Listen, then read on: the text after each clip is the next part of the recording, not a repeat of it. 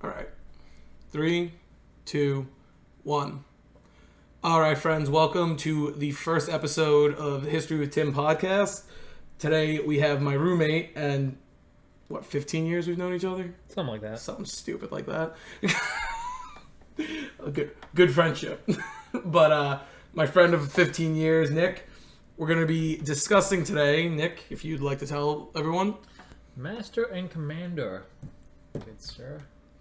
All right, so we'll be discussing Master and Commanders, the far side of the world will be the way this podcast is going to work. My guest will choose the subject, and then we're going to sit here, discuss it, and see where the conversation goes.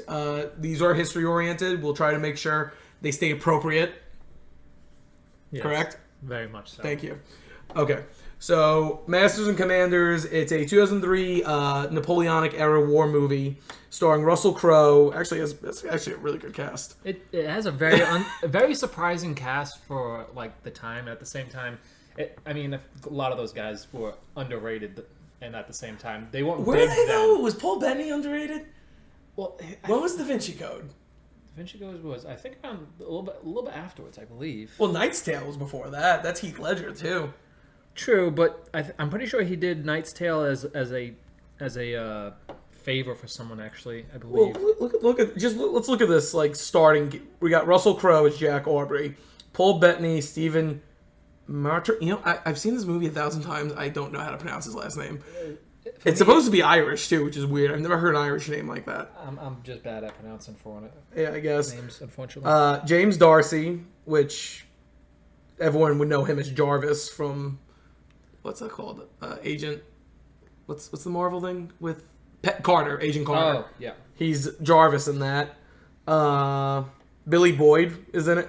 I always forget he's in it. Yeah, he's in it, and honestly, he actually does a really good job in it too. He's actually like kind of one of the most important people on the boat. He ship. is. Oh, yes, ship.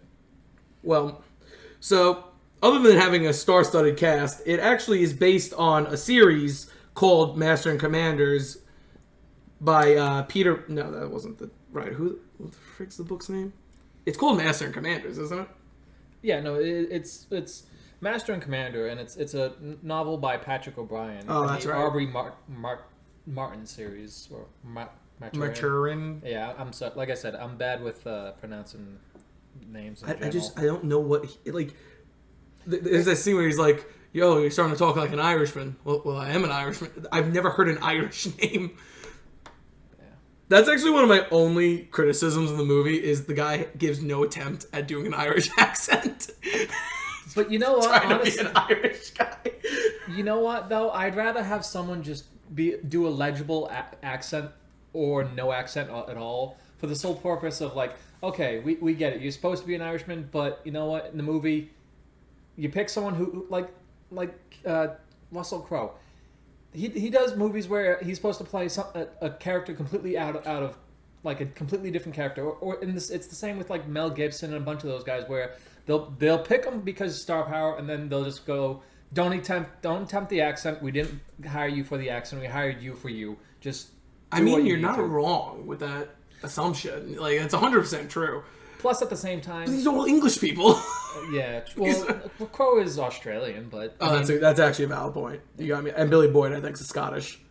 I thought it was Paul Bettany actually might be Irish. I think Paul Bettany actually is Irish. Paul Bettany. No, he's from London. Yeah, so he's 52. Jesus. I mean, all of those guys are getting up there in age, but it's not much. I mean, in its time, what was 2003? Yeah, it's 20 years ago already. Oh my god, I remember. Honestly, I don't care. It's a podcast. It's supposed to be organic like this. Yeah. I remember we went into the city once. After my parents' divorce, my mom got my dad tickets to go see Young Frankenstein on Broadway, and instead of sitting in the front seat with my mom, my dad sat in the back with me, and on the car ride into the city, we watched Masters and Commanders in the back seat. My dad did stupid stuff like that all the time, though. I remember one birthday, because he always came over for cake at least, and my mom, because she got me these little Zulu War soldiers, my dad went and got my pith helmet.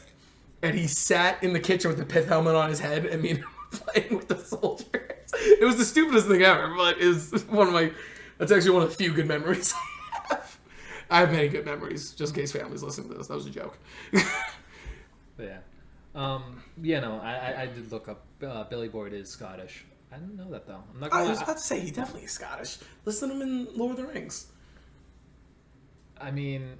I think that's a Hobbit accent? Honestly, there is times when every time... Like, I've watched that movie over at least 10,000 times. But every time I've watched that movie, I like to immerse myself in the movie, and I just automatically assume their accent is the accent that, for the hobbits. But no. All right, so getting back to this. Yeah, we completely just went off course from Masters and Commanders. So I was actually just rewatching little snippets here and there, and what always blew my mind upon it? The fact that whenever you see, and this isn't just relate to this Master and Commander, but I'm talking about like Pirates of the Caribbean, the new just ones. Like naval warfare and conflict in general. Every time you see the cannon, just all that shrapnel, all that wood pieces, just think of how this is a weird concept to go with it, but the inner tech in me just goes, think of all the hard work that just got destroyed within seconds. It took someone at least, those ships take months to build, if not years. See, and now it's funny you say that, because that's actually one of my things about the movie, is right after the Acheron attacks them the first time, yeah, they have to do the rebuild and everything. Yeah, they don't give you a time period how long it takes them to do that. I know, and that's one of those few things that I was actually I've been thinking about that too, and I was like, because they have there's tradesmen on the ship, and there's of course it's just Royal Navy. Yeah, well, I mean every ship for the most part had some sort of craftsman on hand. Well, just because you need carpenters, stuff like that. In case something did happen. And it blows my mind to just think that it's okay, well, that's destroyed. We'll just chip away. And at the same time, think of how much training it would take just to make sure that you don't accidentally, weaken the hull to the point where it's okay, this is not good. Or, we can remove this piece here, use this elsewhere. Because you also have to think about the fact that they had to actually go, okay, we have to repair this part of the ship. We can use the parts from this side of the ship and this part where it's it doesn't matter. The first thing I always think of is captain's quarters. Go straight in there, just salvage whatever you can. Well, they wouldn't do that. The Royal Navy wouldn't do that. Royal Navy wouldn't, but at the same time, I personally would be make the captain's quarters first, the target, just because think of how much extra stuff is in that. Sorry. Think of how much extra stuff and wood and, decor and design is in the captain's quarters alone. Well, but you know what? And, I'm sitting here thinking, the Surprise is a light frigate. Mm-hmm. The Acheron is a heavy frigate. Yep. I think that's one level below a galleon, whereas a galleon the other way around. I would not know by heart. However, I do know that...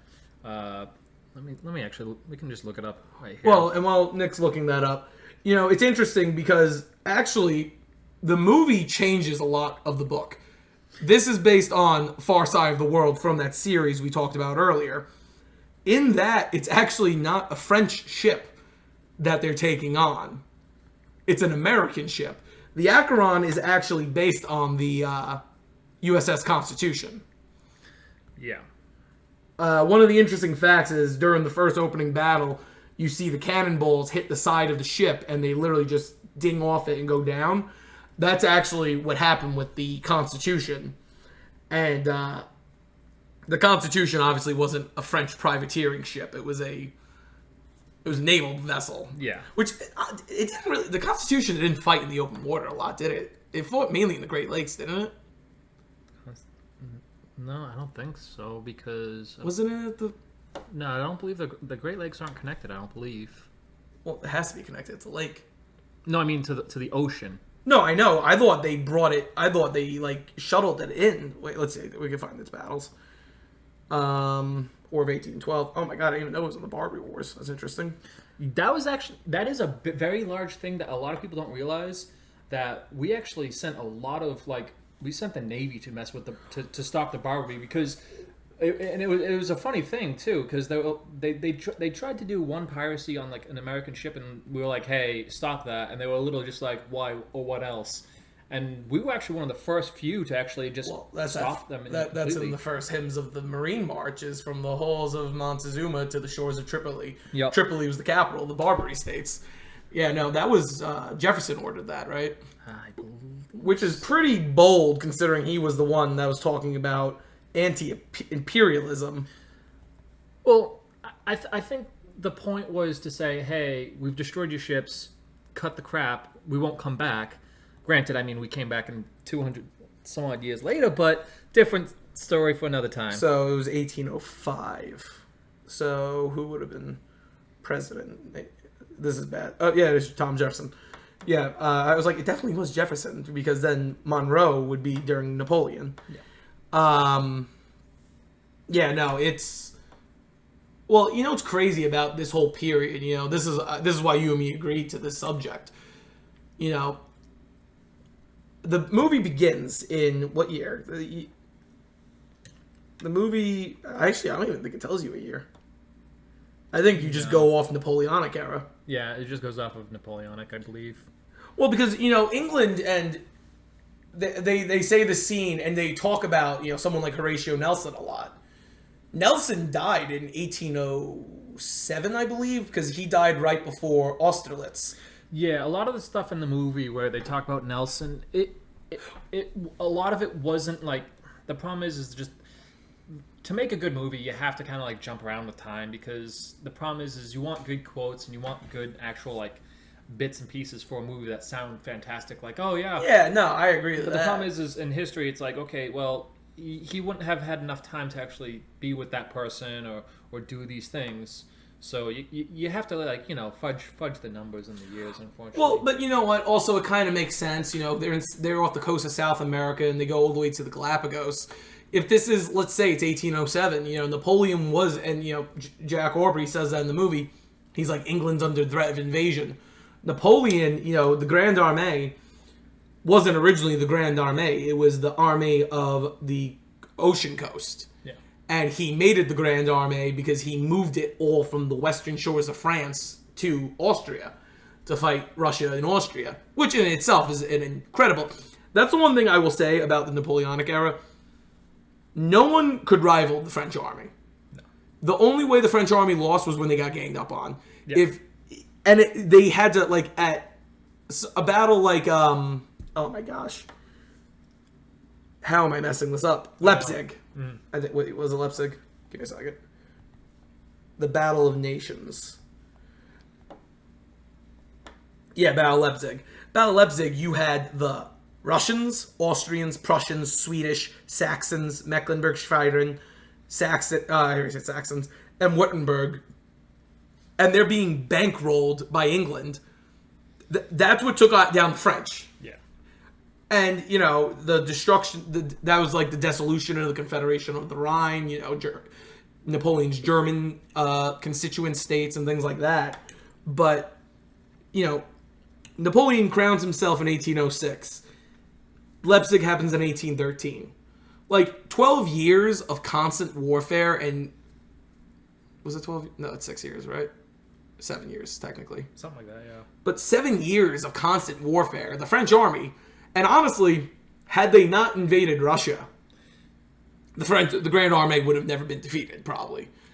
I don't know about not being defeated, but I think it would have held off on at least another, you know, couple years, if not more. And just in general, I mean, because think of all the resources that it's like, okay, well, we got to go all the way there, and, you know, they had to march all the men there, and then, you know, march what was left back. And the resources just drained from that entirely. Although at the same time, you could also just, you know, you could see where Russia would be at that point if you know, they didn't get marched on, because they wouldn't have had to burn, you know, they wouldn't have to, you know, burn like they always do. Yeah, well, you gotta think about that too when you think about that equation. Everything from the Vistula all the way to Moscow was destroyed. Yep. So, you know, and including Moscow, you know, that's actually something, you know, I just saw pictures from the new Napoleon movie coming out in 2 months. The burning of Moscow is in it, and I'm like, oh my God, this is going to be nuts. But, it's like crazy. First of all, had he not invaded Russia, I think him and Tsar Alexander's relationship would not have soured as bad as it did. Probably not. I think as much as the two of them were disagreeing on a lot, I think him invading Russia kind of just said, "You're the worst." Yeah. You know? And, you know, Austria... Because at the end of the day, after Russia, the thing that... Russia was what put blood in the water, so to speak, with the Sharks. You know, everyone saw France was weakened. So the Austrians jumped in. Wellington in the Iberian Peninsula started pushing north. You know, you had the Prussians were like, now's our time. And, you know, honestly, you know, this is your people, you Swedes. They had their king was one of Napoleon's marshals. So this guy knew exactly Napoleon's strategies. Yeah. As much as I hate to say it, don't fully give away all your strategies, or at least your best strategies, to your friends. Like whenever you and me do any video games together, and like, you know, Total War. I'll give you any of my strategies. Oh heck, same. No. Like no, like we have general consensus. It's like, okay, you know, artillery advance, or some, you know, or, you know, blitz, or some basic make strong fronts. Yeah, basic strategies that everybody knows. It's like, okay, hey, you know, blitz and then attack. Beyond that, you don't give them the you know, the trick. Hey, we do this special trick, and, you know, that way you're gonna catch them off guard completely. No, you don't want to do that. You want to save that stuff for yourself. And it's the same thing with, like, naval warfare. You know, you play all those, you know... I hate naval war. That you and my brother like naval warfare. I hate naval warfare. Oh, it's so much fun. Although I will say... I'll do Galaxy at War naval warfare just because I overwhelmed them with Star Destroyers. I've never been a big fan of Empire Total War's naval warfare. I like it, but at the same time I hate it because it's realistic for the most part. Oh, you have to use the wind? Yeah. One of the few things in life that I hate, wind. From someone who has taught sailing, I absolutely hate, you know, jibbing and tacking, and it's. I can understand how difficult it was back then, and I mean, those are ships and like frigates and all the extra sails that they had to have just to be able to catch as much wind as possible. Well, you know, and back into Masters and Commanders, when you think about it. The commerce war was just as important to the war as the field battles were. Because, you know, the whole reason he invades Russia is because Russia's not adhering to the continental system. For those of you that don't know, if you don't watch my channel a lot, or if this is your first time hearing us, the continental system was an economic system Napoleon put into effect that pretty much said no one on mainland Europe or any constituent states are allowed to trade with England. Two countries decided they weren't going to do that. Portugal, which resulted in the French invasion of Spain, and Russia, which was the invasion of Russia. But, you know, that's actually... And I feel like that's something that's lost in this movie that people don't realize. That's what this is really about, is the continental system. Yeah. Which, it's funny, because we always go, oh, Hitler tried to, you know, stranglehold Britain as well. And, I mean, it's one of those things that everybody always tries to stranglehold Britain. I don't think it works ever, for the sole reason of, at the end of the day, yeah, there's you need more supplies than the basics of just what you can have on that island. But at the same time, there's always fish. Like, well, I think it's also a little different with Hitler compared to Napoleon. Napoleon and the United States had a very friendly relationship. Yeah, but I would, in this situation... Whereas with Hitler, we were funding England the entire way. Yeah, but I mean, for Napoleon, I would say, yeah, we were out of it for the most part, but I would say that Russia and Portugal would be the America in that situation where it's like, okay, guys, cut the crap. You're supposed to be on, you know... No, I agree. But yeah, no, it's one of those things where I would say they're very similar, but maybe not the most accurate, you know, portrayal of each other, but... Well, no, I see what you're saying about, you know, leaving England to rot while you control, like, you know, the majority of Europe. Yeah, you control the majority of Europe. Is England going to be a troublesome pest? Yes. Do you have to really worry that much? It depends. Yeah, eventually down the line, but you can always just bulk up your defenses and wait them out.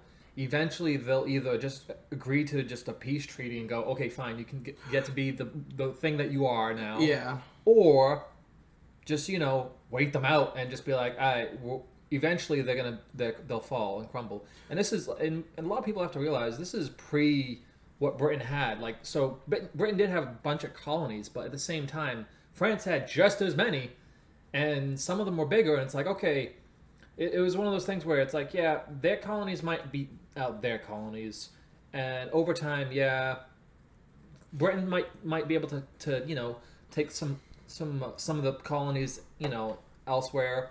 France might be able to do the same, and I honestly, it probably would have gone back and forth if he did not invade Russia, and I mean Portugal. Well, the Iberian, they call the Spanish War Napoleon's Vietnam. Yeah. If you really look at it, when he went into Spain, he won. But when he left, that's when everything caved in. Because his brother... this was actually Napoleon's biggest failure. And, we talk about this a lot. Never put your family in positions that they are inept for. Yeah. Napoleon's biggest mistake was you take a country that does not like being occupied by foreign troops, like Spain, and you put your brother, who's a moron, on the throne of it. Not only was he made king of Spain, he was charged with the defense of Paris when the Allies marched on it in 1814, and I think they lasted 2 days, and the Allies never even fired on Paris. They just surrendered. Yeah. Joseph Bonaparte was probably one of the stupidest men that ever lived.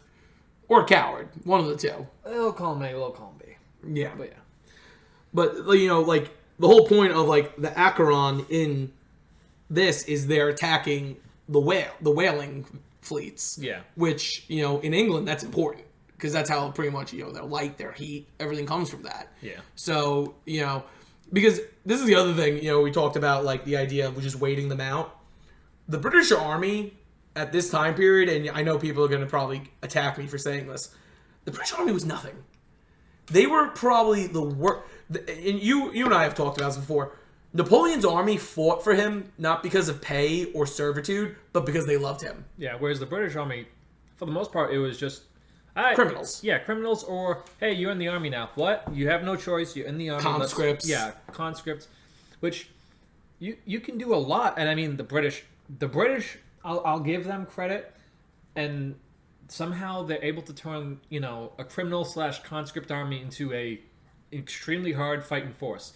Yes, they don't always win, but they do win a lot. But did they win because they were the better army, or did they win just because of superior technology?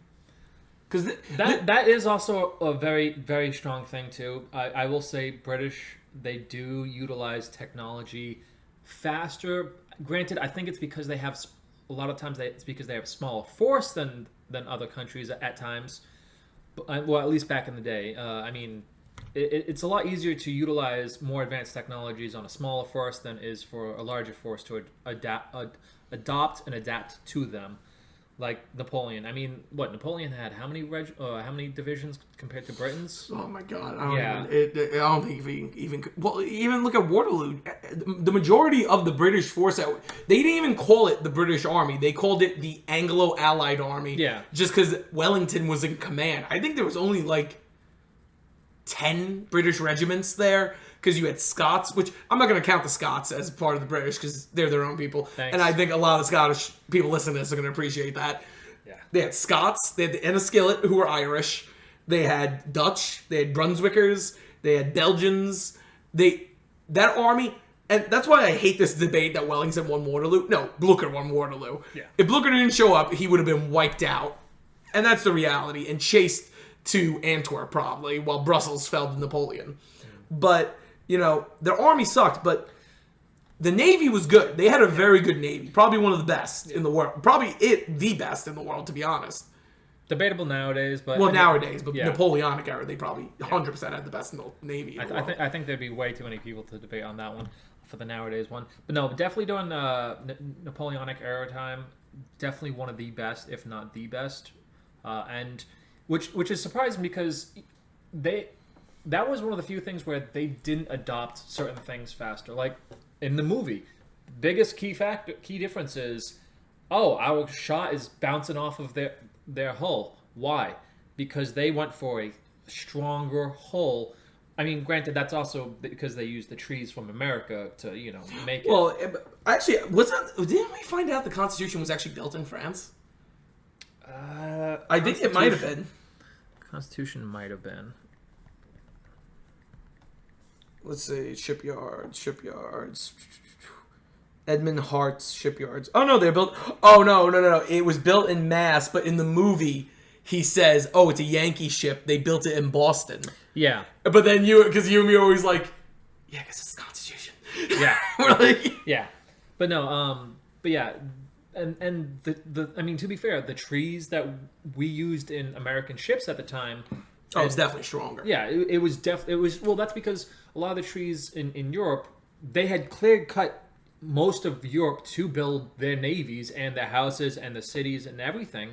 And the problem is well, okay, the old trees, which, they've trees that grow naturally without, additional help, they're stronger because it's like, okay, they've had to, grow naturally. Mm-hmm. Whereas trees that we plant specifically for the purpose of cutting them down to use as, wood or lumber or anything like that, they're a lot. We water the crap out of them. We try and feed them as much nutrients as possible, which means that they're not as strong as you do the Nature Center people proud right now. I know. But the wood that grew naturally in America, which we used to cut down and used for the ships and whatnot, that wood was thick and well, strong. they also did double boarding. That was a big. That's why it was called Old Ironside, and that's why the Acheron is like that, because it's double. We would call it double plated, but it's not metal; it's wood. Yeah. So it's double boarded, and that's really what was stopping the shots. Because honestly, even when they do attack the Acheron, well, spoiler alert, when they do get the jump on the Acheron, it's a 20-year-old movie, but yeah, spoiler alert. I guarantee you, there's people I work with that have never seen this movie. Probably. But the Acheron, the way they take it down is they shoot the mast. They shoot the sails. They don't take it. They don't shoot the hull and the rudder. They hit the rudder. And that was actually a common tactic for a lot of things. A lot of times, if you realize, hey, we can't damage their ship that great, and our cannons are doing almost nothing against them. Shoot, targets that you can actually damage and destroy, and also try and slow down. The rudder, for instance, because their rudder actually gets disabled. But if you shoot the rudder, ship can't really go any direction. They're at the way of they're at the whims of nature. Well, and they're also gonna either go straight or they're just gonna kind of drift in a direction. If you also think about it, the weakest part of the ship is going to be the stern, because that's also what the captain's quarters are going to be. Yep. And that's all going to be glass, and the wood's going to be at its weakest. Yeah, true. The problem with that though is I mean, there's not much back there. Well, I think more so for human damage. Well, because if it comes through the captain quarter, that's at least on one level of the deck that could hit into the artillery true, carriage. But if you have that advantage, the better chances of you doing more damage would be to the rudder at that point. And I mean, there are people who would be like, okay, aim for the captain's quarters, because you have that long damage. You will hit something and someone. But you want to make sure that the ship is disabled. Well, that's the objective, disable the ship. Because a moving target, very dangerous. A non-moving target, very easy to take out, and you can do whatever you want to at that point. And you can literally, if you have the range distance, or if you just, get a better angle and you just stay behind them, you drop anchor and they're just, they're disabled, you can just keep shooting them until they either surrender or you sink it. Well, and you know what else is interesting? I always get confused in this movie because of the French sailors. I know. They're like Pyrenees French. I'm like, that's like very strange to me that because a lot of the French Navy were actually like from the north or Marseille. They weren't actually like from the. For those of you who don't understand what Pyrenees compared to other French are. Pyrenees. I like how you're watching the movie. Well, I like to have it on the background, but no, that's a good point. The Pyrenees are literally a mountain range. Well, they're a mountain range, but they're the mountain range between France and Spain. Yeah. So they're more Mediterranean looking than what you would say someone from Normandy looks like. Yeah. Normandy is going to look like you and me. Yeah. someone from the Pyrenees is going to look like they're from Spain. And that's what I've never understood about the movie, because, you could grant and say, okay, they're privateers. That's fine. But also, the officers would be officers from the French Navy. Yeah. So I've never understood that. I'm not saying there was a hierarchy, like, Bernadotte, the king of Sweden, he was from the Pyrenees. He was from a little village on the Pyrenees. But it's very interesting because they all, you know what it is though? I feel like it's that stereotypical looking French kind of thing.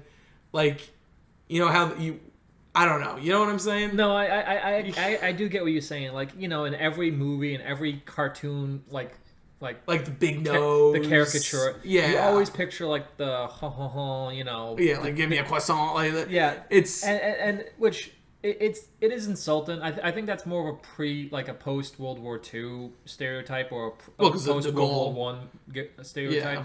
Which I get to some extent, but the problem with the Napoleonic era stuff is it doesn't make sense, and it kind of just, I mean, also, to be honest, a lot of the people in southern France were killed because of the Reign of Terror. Yeah, there weren't actually many people in southern France. So, but no, it's one of those things that it just doesn't make sense to people who know more history or, the facts on that stuff. Which, I mean, I'm not saying that it's not possible that the ship could have been crewed by them. It's just it's unlikely.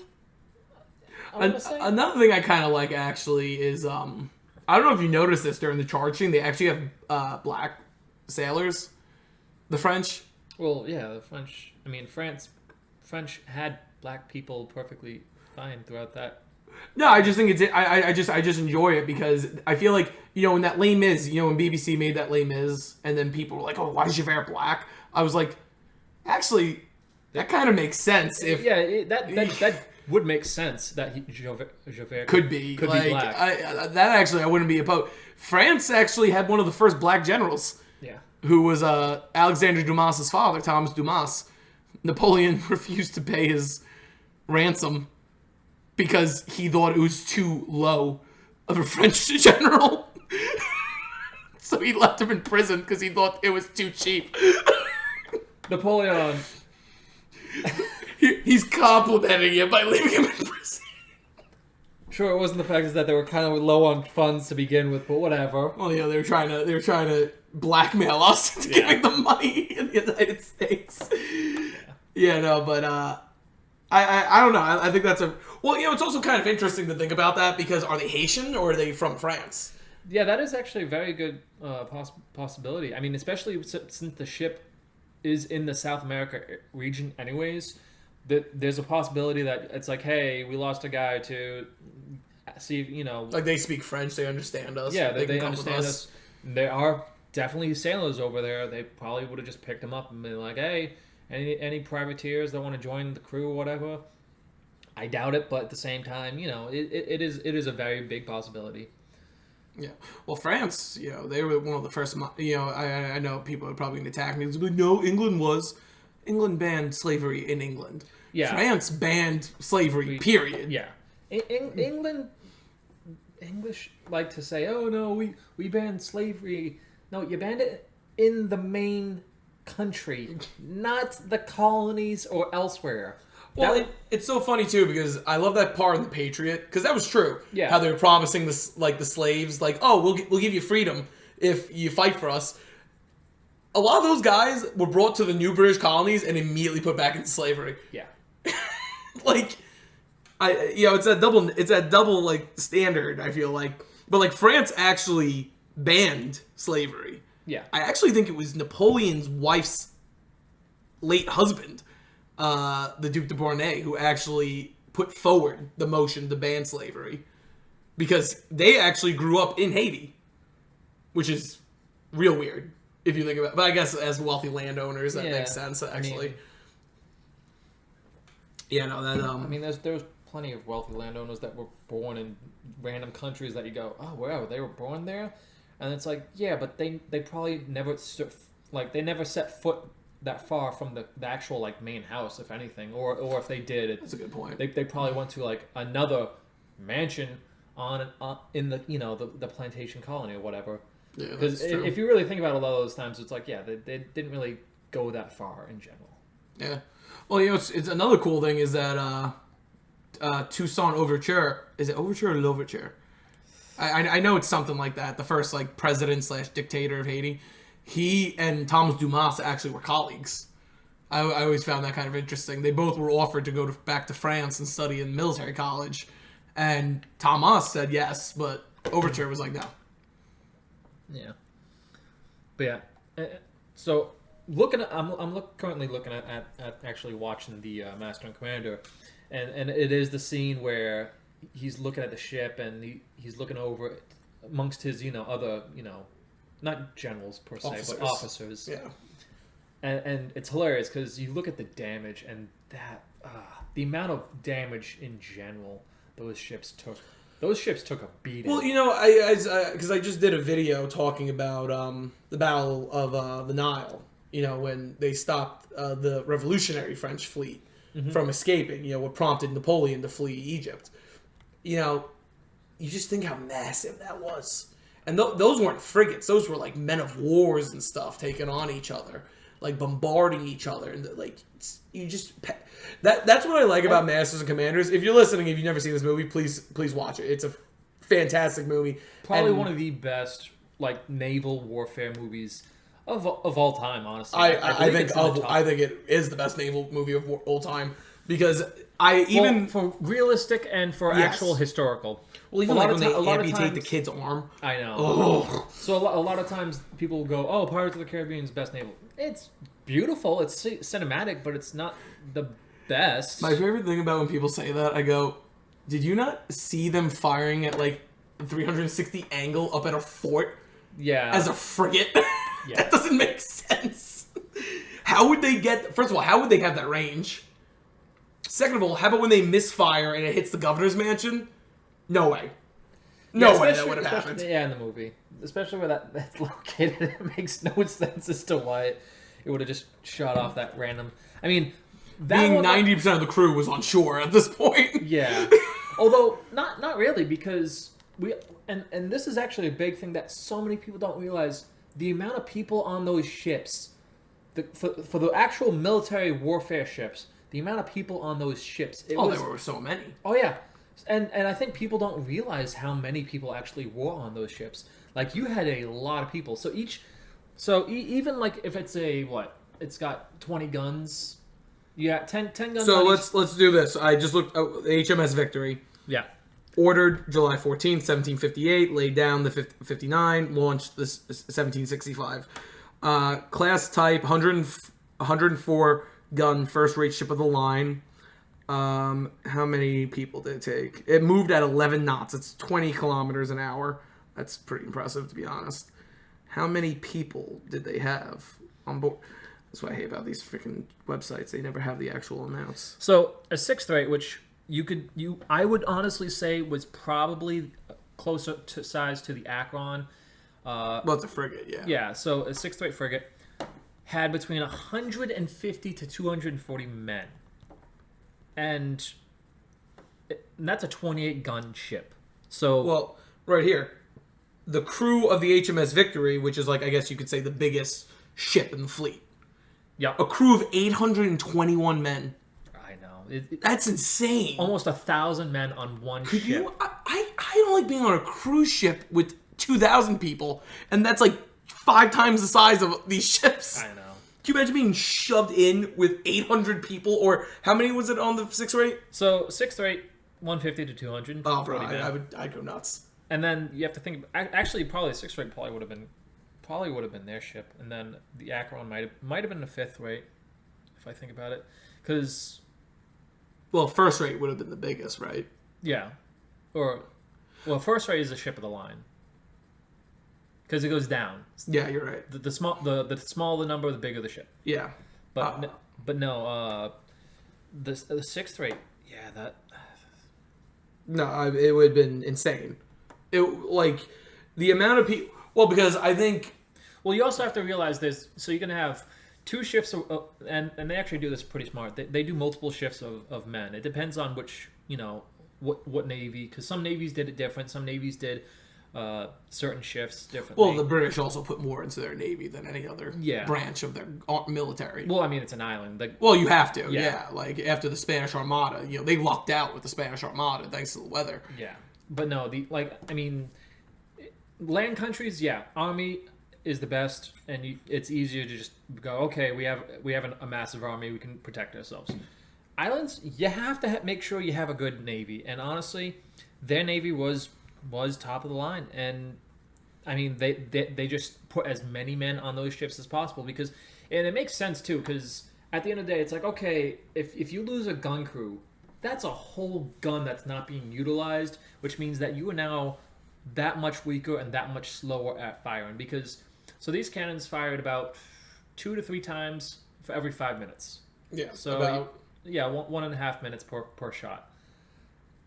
Think of and that's just one gun, and you have 16 around. What is? No, it's not 16. It's 13-ish or 14 per side, depending on the ship. That's 14 times even 2 is. So, I mean, that's 28 rounds a minute, give or take, or every 2 minutes. So you lose one gun, you're already down at least two to 3 shots. And now if you lose all those men, okay, it sucks, but it stinks, but you still need more men to get back on that gun and just keep firing and keep laying this down. Also now works into something you and I brought up before, because I got home and I got ready, I went and showered, but before I went and showered, we were talking about like how a lot of the Royal Navy sailors weren't exactly British. Yeah, no. They were Americans, Canadians, Mexicans, Caribs, Irish, Scottish, Spanish, Moroccan. They pretty much, what the frig was it called? My freaking social studies teacher's probably killing herself right now. What was that called when they would? Oh yeah. Oh my god. I know the term you're thinking of. Oof, it's on the tip of my tongue. I'm bad at remembering things sometimes. Me too. Oh my god. It's an actual name too in a song. It's impressment. Yeah, impressment. Yeah, because you get pressed into service. Yeah. Yep. And that was what honestly caused the War of 1812, because we were getting sick of it. Yeah. But it was because of things like, honestly, Masters and Commanders. Think about it. If you are...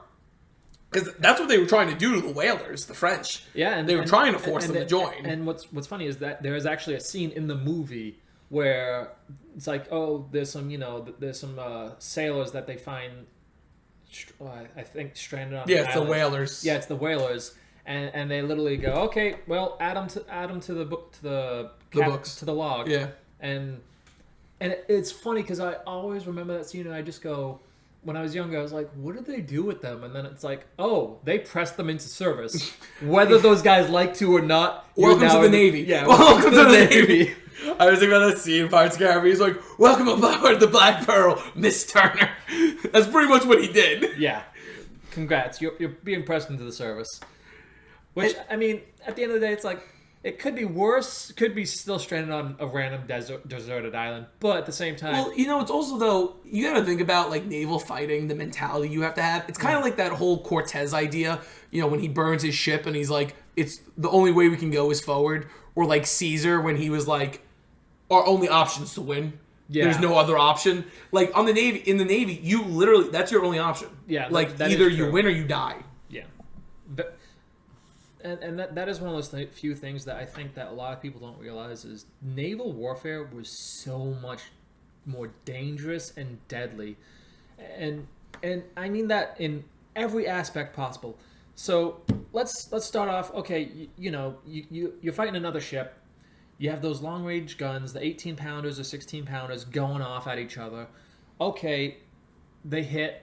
You got wood. You got shrapnel.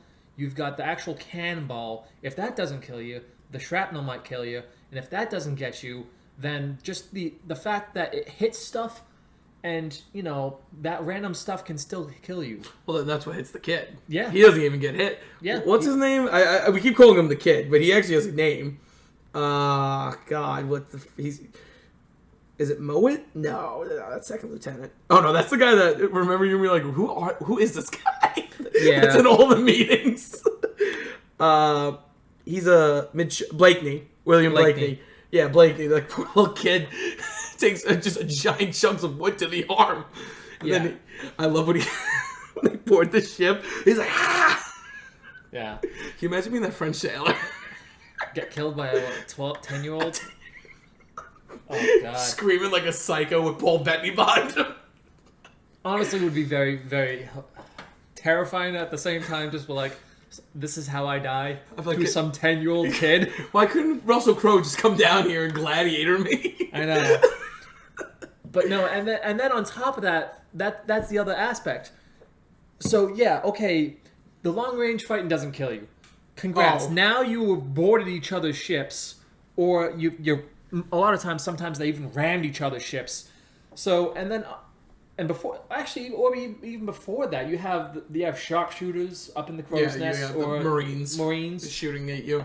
You have guys using muskets and rifles and just shooting at each other, and then you get closer. The most dangerous fighting was on naval ships for the sole reason of anything and everything was a weapon. And I mean that literally, and you could ask any sailor back then, what's a weapon? They'd literally grab any type of tool, any type of thing that could come loose, and they go, this is my weapon that I will beat someone to death with. They say that the only thing close to Navy hand-to-hand fighting was World War I trench warfare, or American Civil War hand-to-hand combat. Yeah. They say those are the two things that naval warfare still beats both of them out. Yeah, just because of how much savage you had to be, pretty much. And also, I mean, there was more of it than those two things. Well, of course, for years. I feel like we weren't as bad in the World Wars, though. I feel like you weren't seeing like berserkers jumping on ships and sword fighting. Like, I feel like once a ship went down, we're done. Like, well, no, because I mean, some of those guys would still fight. Although, I mean, to be fair, a lot of times you probably wouldn't want to fight after a certain bit because it's like, well, they'll just press me into service for them now. Because, I mean, that was a common thing. If depend on, which type of... Well, that goes all the way back to Rome. Yeah, that depend on what type of navy it was, or if you were just, privateer, or if you were just a whaler. Well, we fought, we lost. Do you guys want me to work for you now because they pressed me into service for them?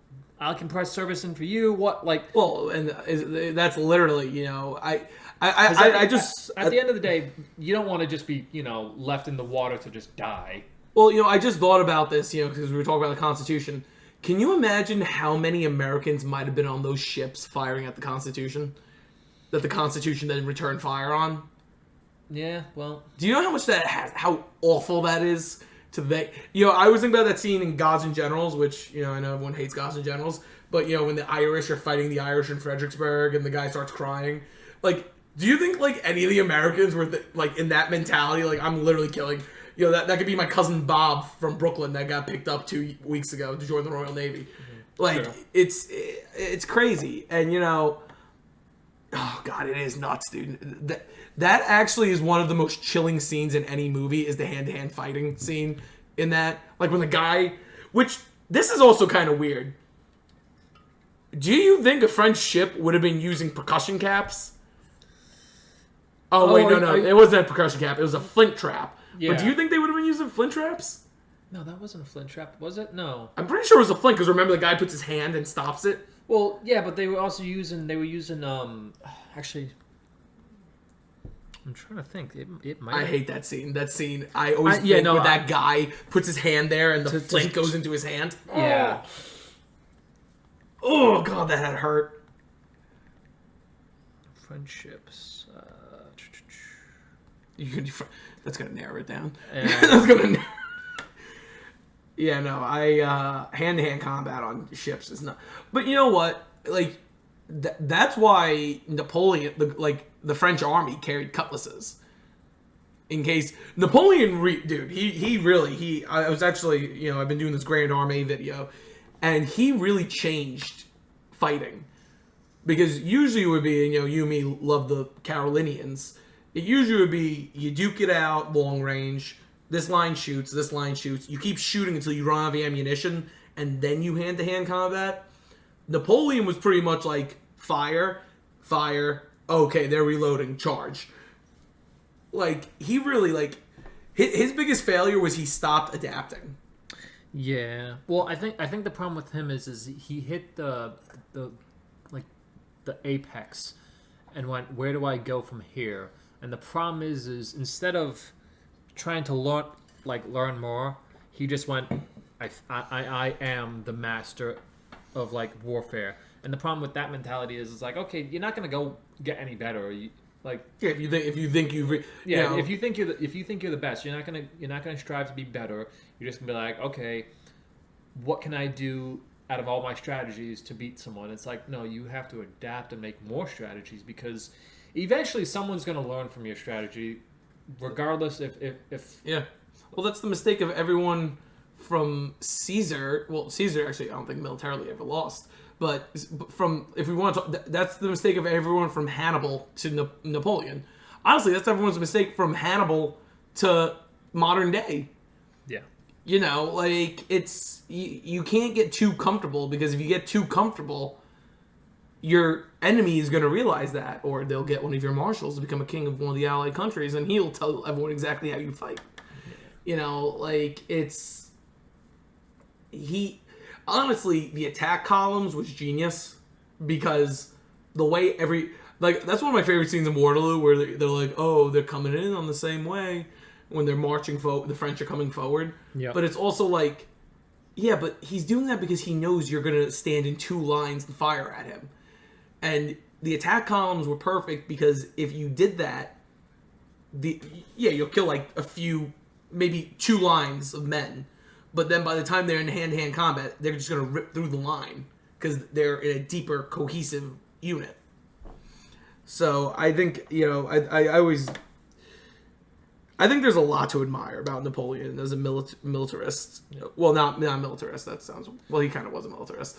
But like a tactician, there's a lot to admire about his strategies. So I did double-check and check. Yes, the French were using flintlock. So that was flint straight into someone's hand at like... Oh my god! Because the issue is the British, they actually had designed the gun lock, which, percussion cap, and you use a cord and lanyard. I believe that's the one. Well, it's a percussion cap. Yeah. And it's faster. All you have is the cord. You don't have to worry about, something gets wet. I mean, if something gets wet... You don't have to fuse anything. Yeah, you don't have to fuse it. Yeah. But, no, and it's faster firing. But the problem is the French didn't adopt it as fast as compared to the British. The British were like, hey, this is a smart thing. Let's adopt this fast. Which is honestly kind of hysterical, considering Napoleon's claim to fame was artillery. Yeah. Oh, God, dude. Although, I mean, it also was more difficult to retrofit ships with that stuff. Because if you have a cannon that's been working for years, you don't want to have to, remove it and then get it retrofitted. But you know what the other thing is about this movie? What I always... Because, they bring up constantly Nelson as if he's alive. Yeah. They bring up we're at peace with France can end any day now. No. I believe it's... No, because they're privateers. That's the point. It's not an actual declared war yet. And he makes those you want to see a guillotine in Piccadilly? Yeah, I do. But, I have to think this movie's supposed to take place either 1805 or 1806. It's 1805. Is it 1805? So it's pre-Empire. Yeah, it's pre-Empire. So it's consulship, which that's kind of interesting because... Well, honestly, England actually, until they killed Louis XVI, England actually wasn't really, I guess you could say, opposed to the French Revolution because... Well, yeah, a lot of times people aren't really opposed to revolutions. The problem is it's who comes into power afterwards. Well, because... Is it friendly or is it not friendly or is it just, self-sabotage? Well, if it's self-sabotage, then that's usually for the best. You know what's interesting about the French Revolution? People don't realize how long it really was. Yeah. Like, the French Revolution... Let's go off, Napoleon, what he said. The French Revolution starts 1789. It doesn't end until 1800 when he's first consul. So, that's 11 years. Yeah. A lot happens in 11 years. And at the beginning of the revolution, people like that's why, honestly, I thought we were going to talk about the French Revolution yesterday. That's why I was watching that series by the French government. But the Count de Mirabeau wanted France to be like England. He wanted it to be a constitutional monarchy, but he actually wanted it to be more like America, where the king, though, was the executive. And the French would do that later on with Napoleon III in the late 1800s, which obviously that didn't end well. No. Thanks to the guy on my shirt. Your boy. Bismarck. The GOAT. The GOAT. But that was the original plan, and I think England at first was like, okay, this is actually not a bad idea. A constitutional monarch, rules over the country. But, you have people like Danton and Robespierre and Marat who come in and they're like, no, get rid of this guy. Yeah. We're done. We don't want a monarch anymore. And then, Madame Guillotine has some fun. A lot of fun. Dude, what's so crazy, too, about, like, that? I think the Reign of Terror, they killed, like, 70,000 people. I did a video on the guillotine, and it was crazy when I found this out. Do you know how long the Reign of Terror was? How long? It was only like 6 or 7 months. Yeah. That's insane. In the 1700s, killing 70,000 people in that short period. And, it wasn't even the fact that they killed them. It's the way they killed them. Because I think only 5,000 people were guillotined. The rest were, like, even still, drowned. 5,000 people guillotined in 6 months. That's what? 6 months is 4 weeks each. So 6 times 4 is 24. And then 7 days a week. So 7 times 24. I'm bad at math. They had to keep moving. They had to keep moving the guillotine to different locations because it was putting property value down. 168 a day. Oh my god, dude, that's insane, dude. No, that's not right. Either way, yeah, that doesn't sound right at all. Actually, well, let's see, 5,000 divided by 6. No, 5,000 divided by 168 days. That's why it's wrong.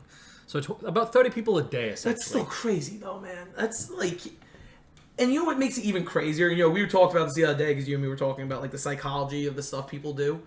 There were people there cheering for it. Well, they were loving it. That was the same thing with like, I honestly, I look at that and I look at the gladiator games and the Colosseum in the same fashion. Like, essentially, the only issue with the French Revolution and the Reign of Terror was there was no Caesar. There was just slight control of the chaos. Because you and me need to watch that series because there's this great part where Danton is sitting there and Camille Desmoulins, he's another of the revolutionaries, Jacobins. He comes in and it's right after the September massacres. When they murdered all the aristocracy and priests, and he says, "You're the minister of justice. Do something." And he goes, "What do you want me to do? You think I'm going to go stop these people? You think anything can stop these people?" Like, I feel like during the French Revolution, just like during the Russian Revolution, the worst of humanity came out and did whatever they wanted to do, and the people who were in control were too afraid to do something about it because they were afraid they would be the next victims, which they did end up, most of them being the next victims. French really know how to party. At the end of the day, let's be honest, the French really know how to show the government what a true party is. Oh my god, it's crazy though. I couldn't even imagine. But like I said, it wasn't even, 5,000 guillotine. Like, that's crazy. But it was like 70,000 people were killed. So, I think it was Joseph Fouché, who actually later would become Napoleon's minister of police. He bombarded a town for target practice because they rebelled against the revolution. Like, that's nuts, dude. Can you imagine them doing that today? Just being like, let me just douse this town with some cannon fire. Don't answer that question. Be a bit aggressive. I'm not. Oh really? I didn't realize it'd be a little aggressive. It's I get why the English, like, after they kill Louis XVI, got the way they did, because it's like, oh wait, we're king too, and we're a liberal democracy, so that means if Parliament really wanted to, they could do this. Yeah. And also, think about this period as the Regency, so George III was going insane. Yeah, not the best time in general for them. Which it's one of those few things that surprises me how well that they were able to have such good navies. But I think, honestly, I think the Navy and a lot of the armies for the British, I think it was just because they had really good officers. Well, there's that saying, I would rather a lion lead an army of sheep than a sheep lead an army of lions. Yeah. Like, I think that's how the quote goes. It's, sometimes that's what it comes down to.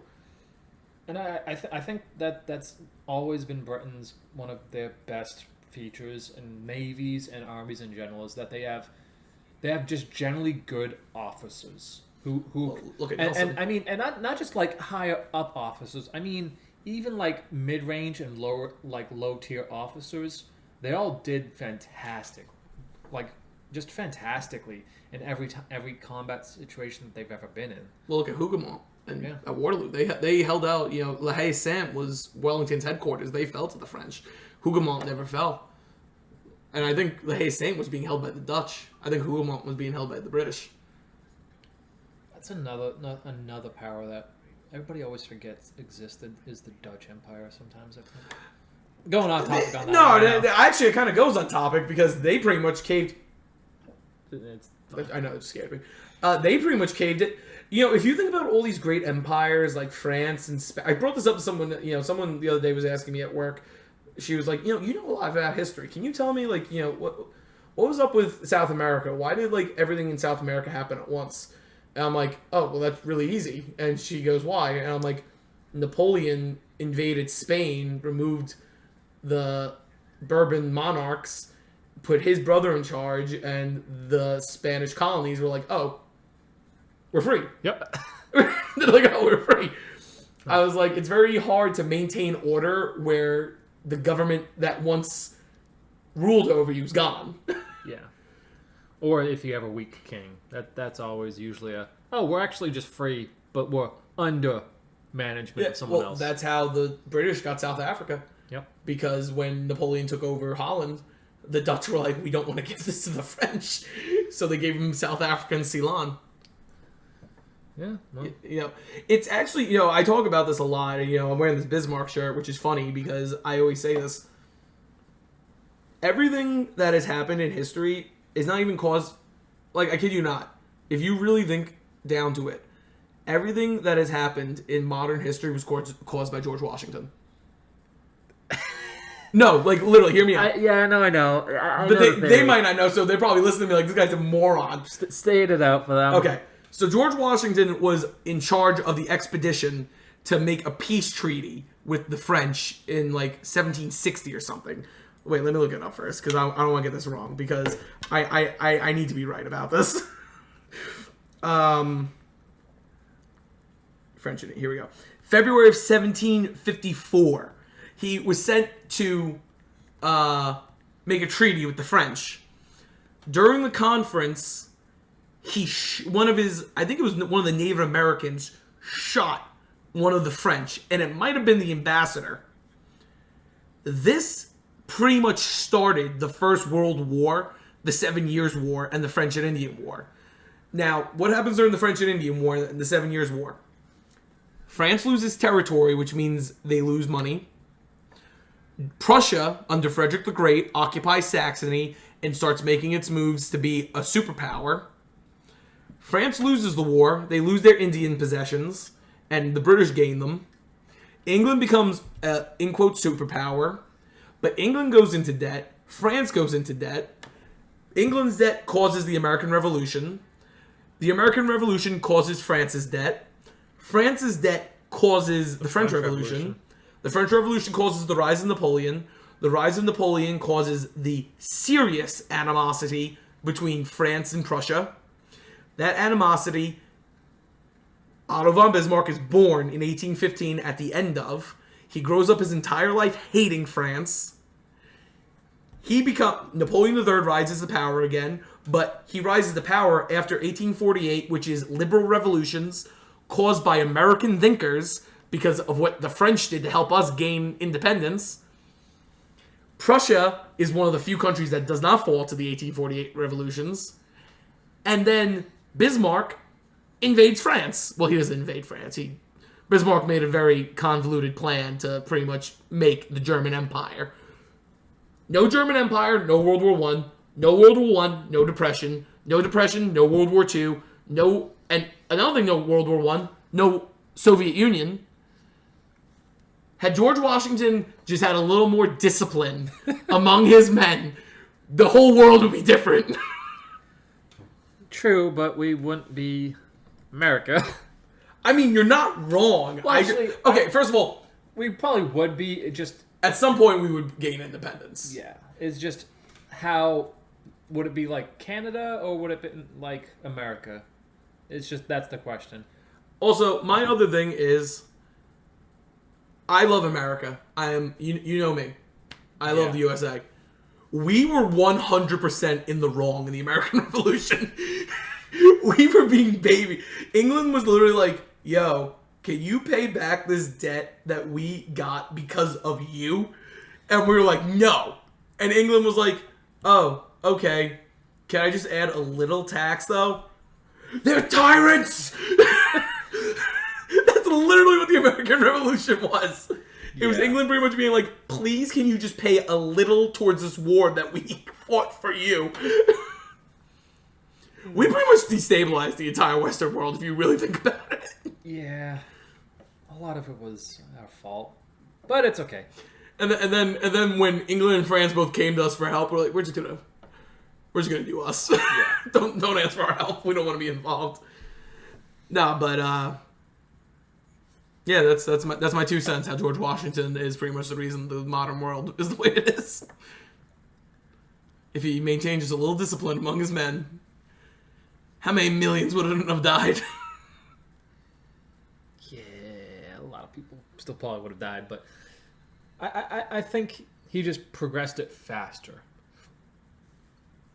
I mean, you're not wrong. Yeah, but I also... I don't want to, because we're supposed to talk about masters and commanders, but now I'm thinking about George Washington. I have a friend who says George Washington's the best president ever. How? I mean... What did he do? I'm pretty sure he wasn't the best president. No, he wasn't. It's hard to judge a president when there was no one before him. You know what? Who was an awful pick to be to say that he was a good president? No. Andrew Jackson. But he was a maniac. He was a maniac, but he also... that's the best presidents. But the best presidents. I know this is off Teddy topic, Roosevelt, but maniac. The problem with Jackson, though, is he actually eliminated the debt that we had. I think he was the last president, too. He was. Yeah, he was the last president to eliminate the debt. He also fought in the revolution. Yep. That's kind of crazy. He also beat to death someone who tried to kill him. Oh my god! Can you imagine trying to do that and then the worst case is the fact that he had 2 guns that malfunctioned and the odds I believe were 1 in 5,000. Oh, it was so low that it was going to happen. And then on top of that, how old was he? He was in his 60s, I believe. He was. I think it was almost the end of his second term. It was towards the end of his second term. And to have an old man beat you almost so badly that everybody else actually has to restrain the old man. Well, do you know who it was that restrained him? Oh, I'm trying to remember, dude. It was Davy Crockett. Davy Crockett pulled him off him. He's like, Mr. President, you're going to kill the guy. He's like, with his cane, just beating this guy down.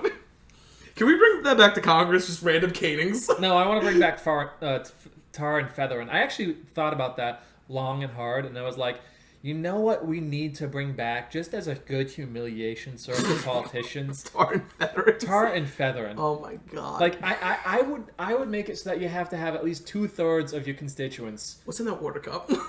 What's in that water? Just water, but you know what I want them to bring back? Water revolution. You know what I want them to bring back? I want them to bring back shooting each other in the chambers of Congress. For those of you that don't know, the pistol that was used to kill Lincoln, what was it? A Derringer? Yes. That was called the congressional gun. Do you know why? Because congressmen would bring it into the joint chambers, and if someone annoyed them, the bullet was so small that from where they stood, if they shot them, it wouldn't kill them, but it would wound them. Yeah. That's wild. Dude, Congress used to be so much more fun. Honestly, as insane as it sounds, I think that we need to go back to a more old style Congress where everybody's drunk on whiskey or beer and just spouting out nonsense. Honestly, at that point, it'd be better than what we have now. I would have. I love how this has just gone to politics. I would have loved if when Biden got into office, he had an Andrew Jackson party, just invited maniacs to come in and party with him. Almost destroy the whole White House. They had to call the army in to get people out of the White House. They also have to try and fight to get back actual pieces of furniture. Yeah, because it was all frontiersmen and stuff that thought it was just free stuff. He also had a block of cheese the size of this table there. Hey man like cheese. I mean, I agree. I might eat some of that once. No, I ate too much today. Yeah, but Andrew Jackson was also kind of. He was a bad president, but he did really I don't want to say he did good things. I don't know if he was no. I would reverse that. He was a bad person who did bad things, but he was a good president. I can agree with you with that. Because I can agree to that. Man did horrendous things. Yeah, the Trail of Tears. Yeah, that man alone was I understand the statement of people going, "Can we remove him off the $20 bill, please?" But at the same time, that man got rid of national debt. And because he just stole the money from the natives he kicked off their land. Semantics. Okay. But at the same time, yes, he did do that. But I like how this went from judging masters and commanders to talking about presidents and how they rank. I don't care what anyone says though. Theodore Roosevelt's the best president that ever lived. Period. Vis-a-vis. He literally got shot and gave a speech still. I mean, when you're that, I'm not being mean, but when you're that large of a man, it was all muscle. I know. Do you know that he literally, as everyone knows, I'm from New York, and he's buried in Oyster Bay. When they were exhuming his, to redo his thing, they lifted up his tombstone, and you could hear inside the coffin. Because he's so, he decayed, obviously, but the bullet was still in him. So they could just hear the lead in the coffin moving. Savage. The man was a madman. I don't care what anyone says. The best presidents have been the lunatics. Well, the problem is it's a chaotic job. No, you have to be crazy. It's not even that you have to be crazy. It's the fact is that only crazy people want to do that job. Oh, absolutely. You crazy sociopaths have to want to be president. It literally it's not a job for sane people because the sane people don't want. I mean, sane people don't want power because of what it can do, and also at the same time, there's better things than what that stuff can do. If you're the president and you give off a persona as a nice guy, you're a sociopath because there's something else going on. You're a psycho. You are literally Bates. You are Norman Bates. You're a maniac, and you're just hiding it. Yeah. You are American Psycho minimum. I used to work for Congress. I know these people. They're psychos. They're all maniacs. Oh, yeah. And it's first of all, there's that saying, those who do not wish to lead make the best leaders. The fact that you think you have the right to, whitest kids did that skit, remember? It's I'm a closeted sociopath and I want to be your senator because I just want power over all of you. It literally, I feel, that's why I kind of, we're not going to get this actually, because I was about to say something about lottery system, government, and we're going to get into a whole rabbit hole of that. Yeah. But, Jefferson, what's so interesting about someone like Thomas Jefferson, though, getting back into the Master and Commanders and that era? Yeah. He was so for states' rights, right? Yep. He didn't like expansionism. He didn't like any of that stuff. Mm-hmm. He's the one that brokered the Louisiana Purchase, which is probably to this day the largest land deal the United States ever made. True, but at the same time, I can understand him reasoning why that would be a good idea, though, because at the end of the day, yeah, we're 13 colonies, but you also kind of want to make sure that we have a future. Because if you looked at it, yeah, we had the 13 colonies, but beyond that, it was all French territory and Spanish territory to Spanish territory to the south.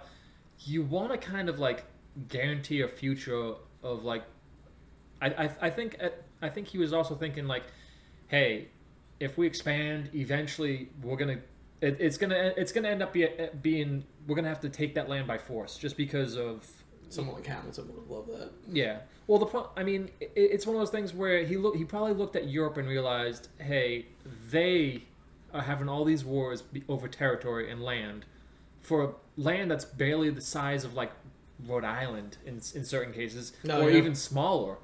And you know what? We might as well just buy it and take it peacefully.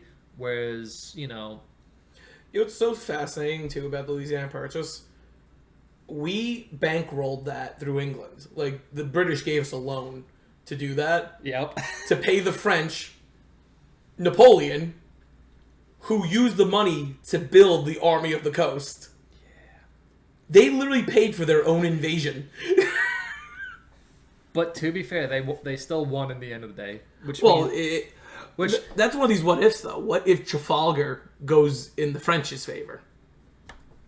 Then it would have been nice, because it would have been better for us. Well, you and me are Bonapartists, so we're room for Napoleon. Period. Yeah. Down with the Queen of King of England. Yeah, I was saying, no, don't make fun of her. She was a queen. She was beautiful. She was a lovely woman. Victoria? No, Victoria wasn't until like 40 years later. I thought you were talking about the one that just passed away. No. Elizabeth. Okay. Rest in peace. Don't say what you're thinking about saying. I know what you're thinking about saying. I was thinking about it. You and Anthony were chanting that too much the other day at the park. Yeah. Something the Irish were chanting after the Queen passed. Not for the faint of heart, unfortunately. But that was rough. That was rough. Considering she just died and they did it that night. But we had more class. We waited at least 6 months. And then the other day I waited 3 beers. No, but that's kind of like, they kind of make that like that's the issue in the movie, because they're like, oh, England's under threat of invasion. It's like, not really though, because that's another big thing. It's very hard to land troops in England, to be honest. It is, especially with the cliffs. But no, the other issue is a lot of their ships were actually like blockaded in port. Like, a lot of people don't remember that or realize that. It's like, yeah, their navies weren't really going to be moving much because of the French or British. French. Oh yeah, well, because the British Navy chased them into port. Yeah, and it's like, oh well, what can we do? And the problem is it's like, yeah, you can build all the like, in theory, the French could have built 4-to-1 ships. Doesn't matter if you don't have the training and the experience of the British, where they're constantly out on the sea. The French, yeah, we have 4-to-1 ships now in our favor, but we don't have the training. Well, and the other issue there is most of their good sailors and best ships were in the Mediterranean. Yeah. So they had to go past Spain to get up there in Portugal, and that's where they caught them. Yeah. Going at Trafalgar.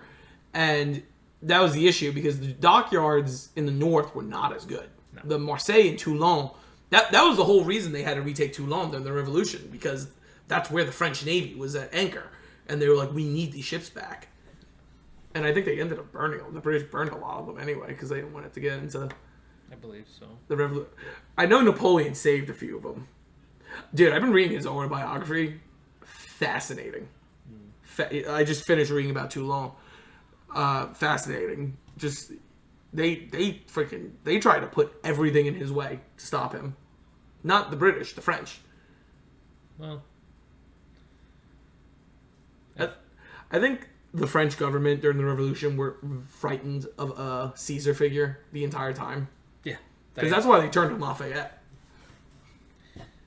Poor Lafayette. Fucking I think he was underrated. I mean, not underrated, but I think he was. I think he's the person that most towns in the United States is named after. I think so, actually. I'm pretty sure. I think that's a true fact. Yeah, I can definitely see that. Look it up right now. I mean, to be fair, we're slightly biased as being Americans. Well, he's the hero of two worlds. Yeah. We love him. So there's 36 American cities and towns are named after the Marquis de Lafayette. I feel like that's way too low. Yeah, I don't believe that. There has to be more. Like, in the the 4 or 5 states that I've lived in, I know for a fact that there's at least a Lafayette there. There's like 20 Lafayettes in Louisiana alone. Yeah, and then Tennessee, I'm pretty sure there was Lafayette. There's a Lafayette in Tunisia. That's a little dark, but that's a little inappropriate, I think. Well, you know why though? Because this is listing out towns called Lafayette. Oh, okay. You gotta think of Fayettevilles and stuff too. True. Yeah, no, Lafayette. He definitely got a very poor deal. Yeah. Napoleon actually wanted him to be a marshal and be a member of the Order Legion d'Honneur, and Lafayette was like, no. And he's like, you're a dictator. I don't want anything to do with you. And Napoleon's like, respect. Man had his, he had his principles. I stuck by him. That's a crazy thing about someone like Lafayette, because the entire French Revolution, they thought he was trying to take over like Caesar. And he literally was the furthest thing from someone like that. They kept trying to like point fingers at him and be like, oh, look, because the Champs de Mars massacre, which wasn't even his fault. And they were like, look, he's murdering us. Look what he's doing. Yeah, your boy Lafayette definitely got a bad rap. Yeah. Sadly. Good guy. Very good man. I was actually at the gym today. I was watching a video on him. It's funny that he came up because, he lost both his parents before he even came to America. I mean, I'm not really surprised by that for the time period. He's nobility. That's kind of shocking. I mean, yeah, but... He was like 17 when he came here. Nice guy. Yeah, like I said, I'm not really shocked by that, though, because a lot of people died so many different ways back then. That's a good point. Like, I mean, if you had the runs, congrats, you died. Well, my favorite poop story in history is the fact that the Battle of Cold Harbor happened because Robert E. Lee had diarrhea. I forgot about that one. I'm not gonna lie. So, for those of you listening, the history books describe it in a different way, but the whole reason that the Army of Northern Virginia dug in at Cold Harbor was because Robert E. Lee had dysentery. Dysentery is just the technical term for diarrhea. Yeah. So the Army dug in because he was pooping. And you know what's funny? A lot of people don't realize this. And, I mean, it's going kind of on topic because once there was a big thing, tobacco, and shipping that stuff all over the world. That is a miracle drug that actually saved a lot of people. Yeah. Tobacco? Yeah. A lot of people, it gave you cancer, but joke's on those people. Most of those people didn't even survive that long to get the cancer. Because, I mean, let's be honest. Your average person back then lived only, maybe to their 50s? Maybe, yeah, because Napoleon was only like 46. Like if you're pushing 50 or 60, you lived a good long life. You lived plenty long. You're going to be smoking for the most of your life. And honestly, if you get cancer at like 48 or 50, it wasn't a big deal. It really wasn't, because you didn't die when you were 17 or 20 from dysentery. Just think about how bad hygiene was back then. That's the other big thing. I mean, tobacco probably saved a lot of people's lives just from like the fact that it's a natural, like, I think diuretic? Something like that. Yeah. Well, that's why a lot of times you'd see surgeons smoking cigars and stuff. Yeah. That also is because it would keep bugs away. That while too. You're doing surgery, that's one of those scenes, in Zulu when he's like keep the flies away and they're like doing this with the thing. Which is funny because maggots actually eat dead skin cells, not fresh skin cells. But I think it was flies, like actual flies, not maggots. Where do you think maggots come from? No, I know, but I'm saying I think it was. Yeah, I think they came from outside, probably from the dead corpses. I get what you mean though, but but it's one of those things that I think people don't realize how easily it was to die back then, and I think that's also another reason why the fighting was so savage on the ships. It was just because it's like I could die any time, and you might as well go out swinging as hard as possible. Yeah. No, well, the cutlass, if you look at a cutlass is a brutal weapon. Oh, yeah. A cutlass, the way it's made, it has it's so thick, but it has the curve like a cavalry sword. Mm-hmm. And that's just for slashing. Like, if you're stabbing someone with a cutlass, that takes a lot of strength. Yeah. Like, to push that through someone. Like, it's kind of crazy to imagine. Like, well, those guys were. Like, they were brolic. Those guys were strong. Just to be able to to heave the rope with your hands. Oh, pull the anchors back up and stuff. And not even just pull the anchors. I'm just talking about to raise the sails, to lower the sails, to be constantly working with your hands, to have to climb and to climb the rigging and everything. You were working your hands to the bones. Oh, they probably couldn't even feel their hands at one point. They were probably so calloused. Those hands were probably insanely calloused, and at the same time, like, that type of rope back then was not, honestly, like, I've had to handle it and deal with it. It's not the most like comfortable thing, especially if you're pulling on something and it comes flying out of your hands, you're gonna get rope burn easy. Oh no, your hands gone. I remember when we were setting up the teepee once. They dropped it. Yeah. And I was the only one holding it, and I remember just the rope sliding through my hand. I was like, and thank God there was a knot at the bottom of it. That's what I caught. I held it up. Yeah. And I just, it hurt so much. But everyone didn't understand. And then, like, later on, they looked at my hand. I had these giant slashes. And it's like, another movie where they show that perfectly is Jaws, where he's holding, like, the line, and then it cuts his hands. Rope burn's bad. Yeah. And those guys must have been getting some insane, like, especially, those people that went around Cape Horn, which is like one of the dramatic scenes in the movie, is the wind that you had being hit with. And not just that, but the fact is that you were constantly living wet. Oh yeah, you were living miserably. Like, that is another thing that I think so many people don't realize.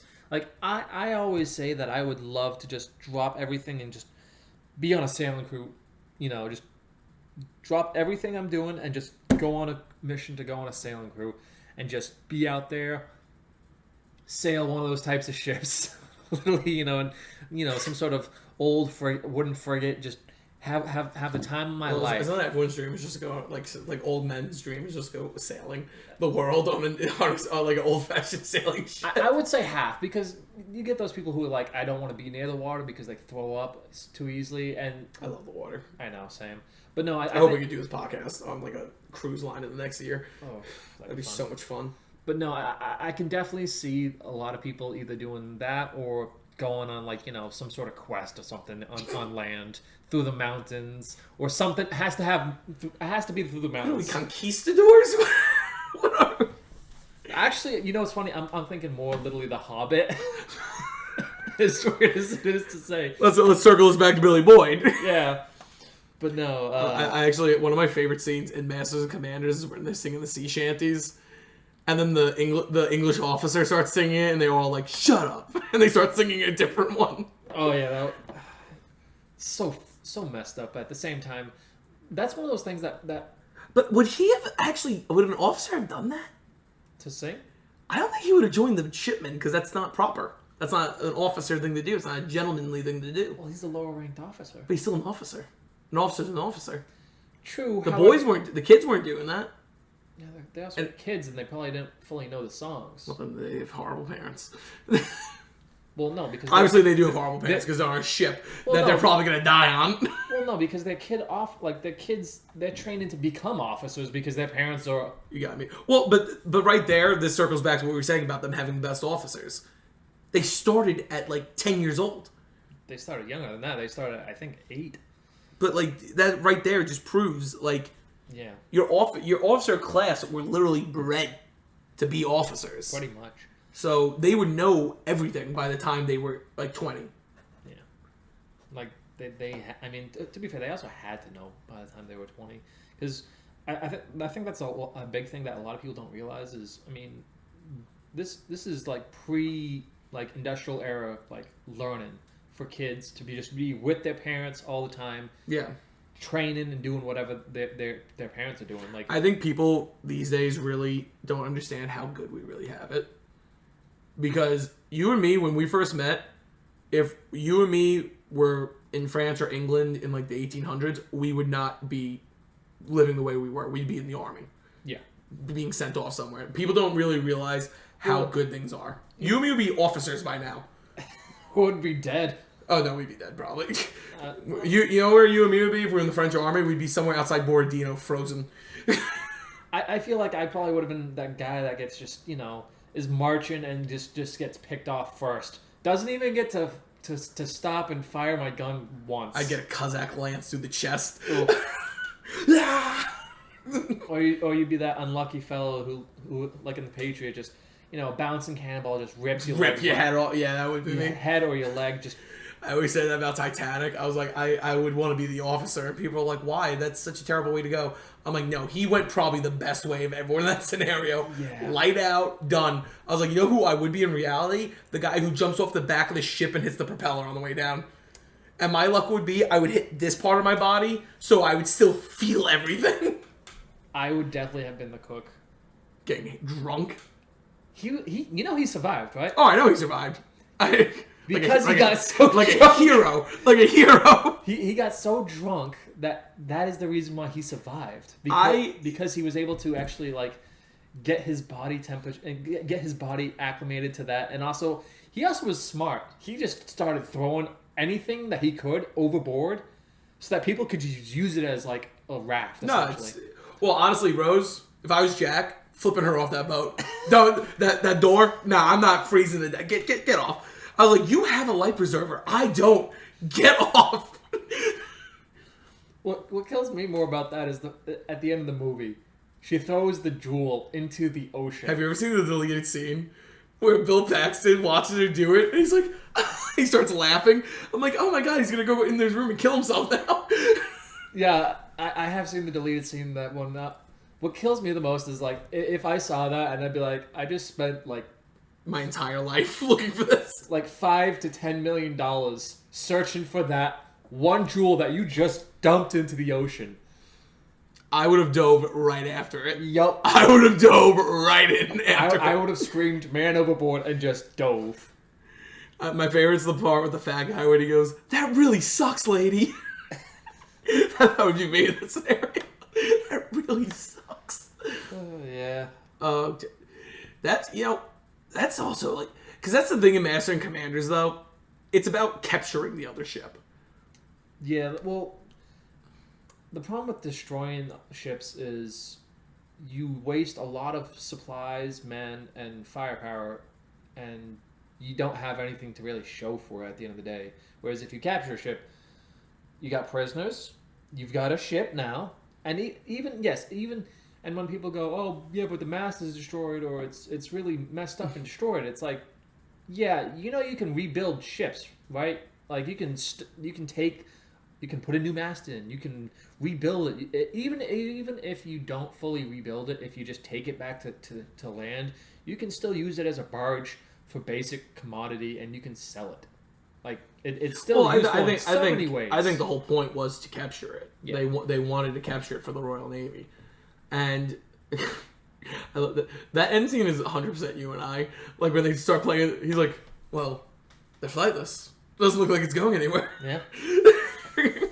I do like the fact that they kind of explore a little bit of the Charles Darwin stuff, because I mean that was also big at the time, I believe, too. The fact is that all that stuff was... Well, because it was the Age of Enlightenment. That's what sparked... Age of Enlightenment and discovery, because, yeah. I mean, it was probably more discovery than enlightenment, in my opinion. Well, we say this all the time. Military and war often lead to some of the greatest discoveries. Oh, yeah. It was... Well, and you know what kills me the most, though, is a lot of people don't realize how big discoveries were. Like, people go, and this is just a basic, one where it's, gunpowder, or even just putting thinking that metal can float, metal ships. It's that, even if just light coating of metal or light plating of metal on your ships we would think, yeah, just do that. That way the metal, the cannonballs bounce off easier. Yeah, that still is a profound thought. Like, I don't think people realize how big innovations and inventions are. Like, yeah, we can easily just go, yeah, it's a thing.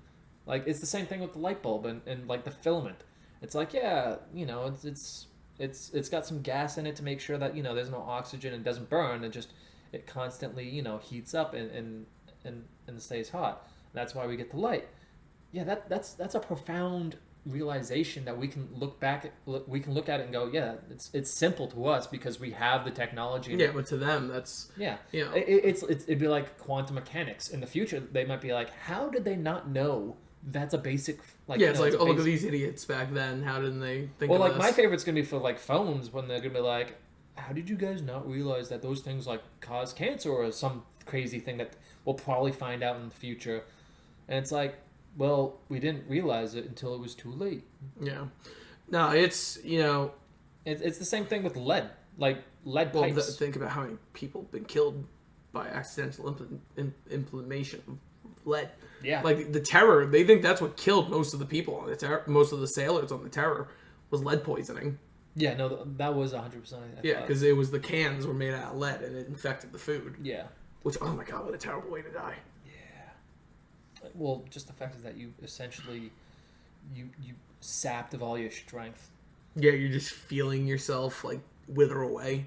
What's funny? Watching that movie, which we should probably do that another That's a good time. series, actually, The Terror. Yeah, I love Kieran Hinds, so I'll watch anything with him. But like, I saw that movie. Not the movie. I'm sorry. I saw the series. The series, and I actually also read some of the books and whatnot. And just the fact that you lose your strength, and like there's been times when I was tired, and like there's been times when I was sick and I was tired while I was sick, and it is a profound thing to just be that sick and the that closest tired. I think it is was COVID. Like that first wave of COVID, how people were feeling. Oh yeah, no. That's what I think it probably felt like. I had COVID, and honestly, although I can't really say that big to me, because for me, I would say it was probably more like when I had pneumonia. Like when I had pneumonia, I just was so like actually I had pneumonia and I had Lyme's disease at the same time, and it was so draining on me, and it was just nothing I could do. Like I could sleep for hours and days, and it would not fix it. Yeah, no, mine definitely was. I would have said it was when I got sick after my trip to DC, but it was definitely after. There were days when I had COVID that I actually, like, if I sneezed, I would start crying because it just hurt so much to feel my joints move. I know. And that's what I imagine lead poisoning probably felt like, because and what's his name? The guy, he's in Game of Thrones. He's actually a lot of stuff. He's in The Crown. The guy that plays the second officer in The Terror. Oh. He's a really good actor. He's in Outlander. I can't. He only does historical movies, I feel like. But he when he's like in the boat. Yeah. And they're like, he's like, just take me out, please take. Oh, Tobias Menzies. They're like, he's like, take me out. I don't want to move anymore. That's literally how I felt during COVID. So I'm like, if I can imagine what lead poisoning is, it's that. Also, we agreed that the tuna bach, like the monster, it was just a polar bear, probably, right? Yeah, I think. Yeah, it was just a polar bear that I think they had suggested it had some sort of disease, or it was just like it was something like that. I honestly it was definitely a polar bear.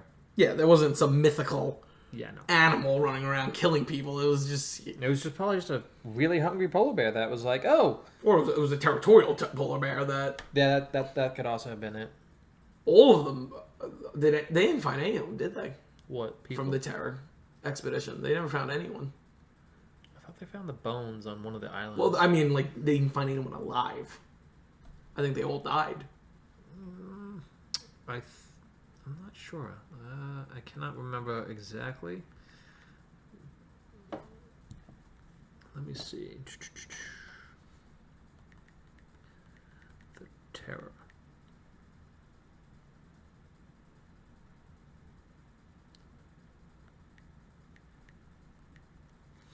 Yeah, because I'm pretty sure, like in real life, I think they all died. The Terror Expedition. It's actually called. I forgot what it's actually. It's something. It's the Franklin's Lost Expedition. Yeah. HMS Erebus. There's actually a song that I love that mentions that. You're sick. All these guys died probably. Outward Journey and Loss.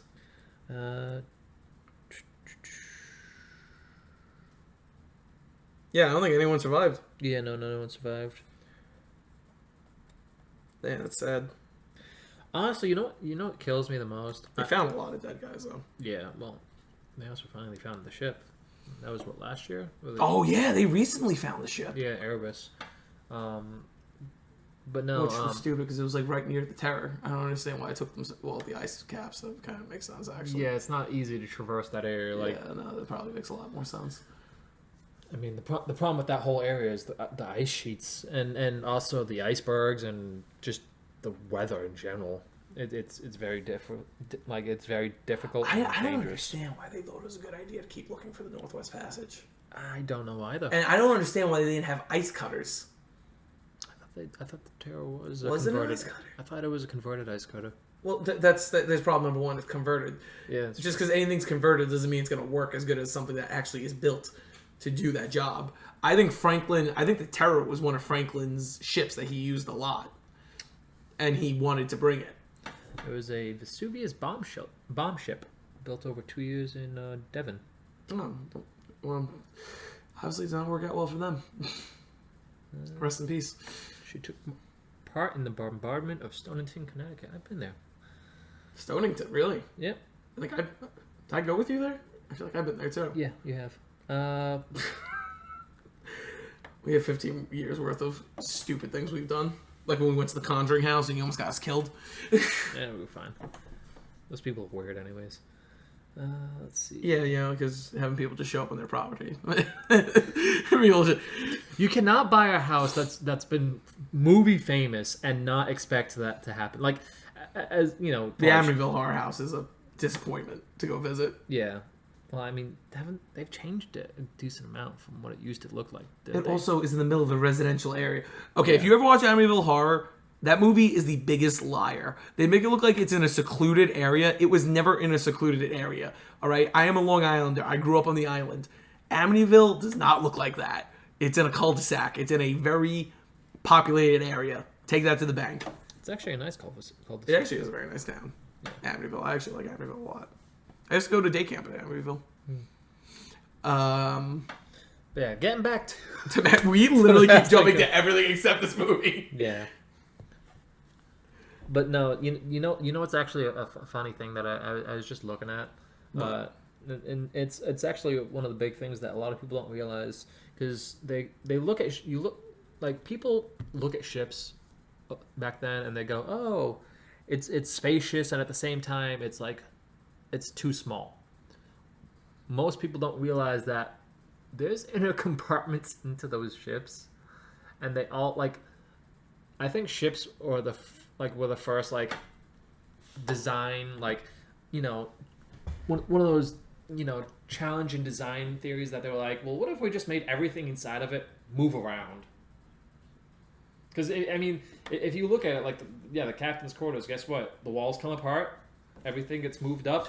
Well, because you have cannons that are in there. Yep, they have to. That's something that I also don't like about the pirate movies. It really, even with the British ships, because the Endeavour, Cutler Beckett's ship is 100% supposed to be the Victory. Yeah. But it might have looked nice, but that movie makes it look like it's like a museum. When they're walking through the halls, oh, there's a cannon here, oh, it's here. That's not. It would have been more like Master and Commanders, where you literally take apart everything and you prepare for battle. Yeah. And to be fair, the Pirates movies don't do them proud, because if anything, it makes them all seem more like actual ship of the lines and not like normal pirate ships, which were literally just brigs. That's if even. Yeah. Some were just corvettes. Yeah, which and if you don't realize the difference, like the Black Pearl, she is huge compared to like. And they say she's a frigate. Yeah, that's not a frigate. No, and especially like Captain's Quarters alone's that size, and also since it's like built single standing, so like what I mean by that is nothing in that moves. Like, that is a actual. It's its own like room. Yeah, everything. And it's like that's not a normal that would not be on a brig. Like a brig would just be like everything moves, everything is useful, everything is optimized for whatever it needs to be for, like for war, or for like cargo if need be. Yeah, no, it's. One of my very many petty things about that I love about Master Commander that I sometimes get annoyed with pirates, and also a lot of other movies, because sometimes they tend to don't do that good justice. And what I mean by that is you can make a really beautiful movie while still also following pace with historical movies, and well, you and me talk about that all the time. How because history is insanely strange and also fascinating. Like, there's the amount of times that you can go, oh, that would be a great movie. Why won't they make it? And I've seen actual documentaries of like where they've talked with like movie makers and stuff, and it's like, and filmmakers, and they go, yeah, but no one would believe that. And it's like, but it's real and it happened. Yeah, it's crazy that it happened. Like I think we're slowly starting to see movies where they actually make like historical dramas based on what actually happened. Well, and the easiest one I would say, and it's a funny one, would be like the death of Stalin. Oh yeah, because that all did happen. Yeah, and it's hilariously crazy. And people in Russia were even talking about that. Like, remember that old babushka where she's like, yeah, no, I remember this. This is exactly how this went down. Yeah, like and just things in general that have been crazy throughout history, where it's like, oh, that's hilarious. Well, even like Civil War, like no one knows about the first Minnesota at Gettysburg. The first Minnesota had maybe 150 guys. They charged 3 Confederate brigades and beat them. That's crazy. Like that's, yeah. I was actually talking to someone at work who I hope she will appear on this podcast. She told me she would, to talk about Rome. Not really, but she said she'd be on the podcast. Gotcha. But no, that's not who you think it is. But the issue with Hollywood today, compared to like Masters and Commanders era, Masters and Commanders, you had Gladiator, you had Patriot, you had Braveheart, which Braveheart's not historically accurate at all. No. But you had these. Was Gladiator really? Well, Gladiator, Marcus Aurelius didn't get smothered by his son. Commodus was still in Rome when his father died, I think. Yeah. But the issue is, we have these boardroom writers that sit there and they're like, okay, we gotta check this, we gotta check this, we gotta check this, we gotta check this. But just follow the stories. What really happened is crazier than anything you could come up with. Yeah, honestly. I think that's one of those things that people really, like, specifically filmmakers, they really do need to make, like, better movies based off of actual historical dramas, because you can, and it's easy, and they're fantastic. And, like, I guess sometimes they don't sell all that well, but you know what? In that case, you kind of have to do like Death of Stalin, where certain things, it's not exactly how it went down, and it's the same thing with Master and Commander. It's not exactly how it went down. Well, Master and Commander is a completely fictional story. Yeah, but like they have such good historical aspect in it. Yeah, where you can easily go, like for the most part, like most historians, they'll be like certain bits. Yeah, it's fudged or unlikely that would happen. But at the end of the day, it's like, yes, it's a good historical movie. Well, and then you also, you gotta look at something like Sharps, like the old series with Sean Bean. Yeah, he doesn't die in it, so that's shocker there. You should actually watch it because he actually lives to the end.